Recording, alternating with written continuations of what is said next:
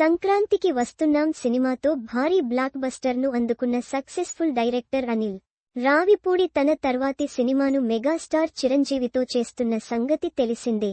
ఉగాది సందర్భంగా ఈ సినిమాకు సంబంధించిన పూజా కార్యక్రమాలు కూడా జరిగాయి. మెగాస్టార్ కెరీర్లో 157వ సినిమాగా తెరకెక్కుతున్న ఈ movie out and out comedy ఎంటర్టైనర్గా తెరకెక్కనుంది. చిరు టైమింగ్కు అనిల్ కామెడీ తోడైతే థియేటర్లలో నవ్వులు పూయడం ఖాయమని తెలుస్తూనే ఉంది.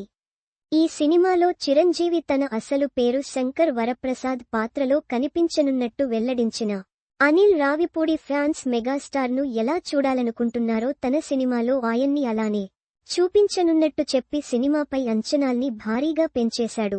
ఇదిలా ఉంటే సంక్రాంతికి వస్తున్నాం సినిమా సక్సెస్లో కీలక పాత్ర పోషించిన మ్యూజిక్ డైరెక్టర్ బీన్స్ సిసిరోలియోనే మెగా 157కు కూడా సంగీతం అందించనున్నాడు. ఇవాళ చిత్ర యూనిట్ రిలీజ్ చేసిన స్పెషల్ వీడియో ద్వారా ఈ విషయం అధికారికంగా వెల్లడైంది. ఈ వీడియోలో చిరంజీవి కూడా గోదారి గట్టుమీద రామశిలకవే లాంటి సాంగ్స్ ఇవ్వాలన్నట్టు సంకేతమిస్తూ బీన్స్కు ఆల్ ది బెస్ట్ చెప్పారు.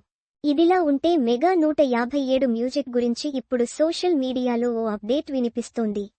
ఈ సినిమాలో మొత్తం 5 పాటలుంటాయని, అందులో 3 పాఠాలకు సంబంధించిన ట్యూన్స్ ఆల్రెడీ లాక్ అయిపోయాయని, మరో 2 ట్యూన్స్ను ఫైనల్ చేయాల్సి ఉందని తెలుస్తోంది. అంతేకాదు మెగా 157 మ్యూజిక్ విషయంలో మరో క్రేజీ న్యూస్ కూడా తెలుస్తోంది.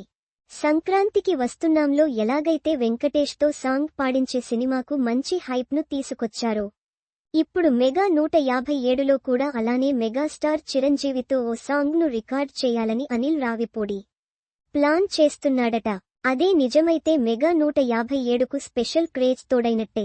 ఇదిలా ఉంటే ఈ సినిమాను shine screens entertainments, gold box entertainment బ్యానర్లపై సాహు గారపాటి, సుస్మిత కొణిదెల సంయుక్తంగా నిర్మిస్తున్నారు.